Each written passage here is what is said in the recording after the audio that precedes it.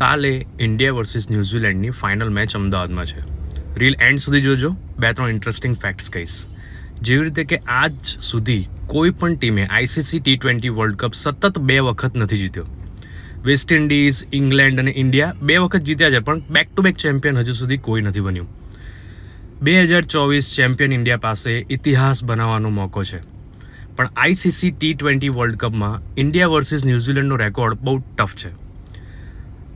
Matches આપણે New Zealand જોડે 3 રમેલા છે. 3 મેચિસમાં આપણે હારી ગયા છે અને ન્યૂઝીલેન્ડ વિન થયું છે.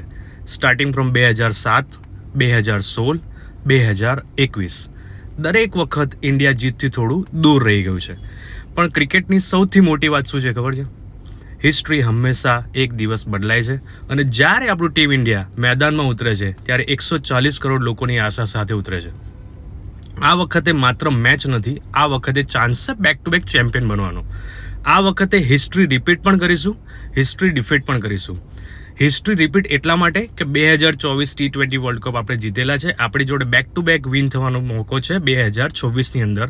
અને હિસ્ટ્રી ડિફીટ એટલા માટે કરીશું કે અત્યારે સુધી બેક ટુ બેક ચેમ્પિયન કોઈ ટીમ નથી બની.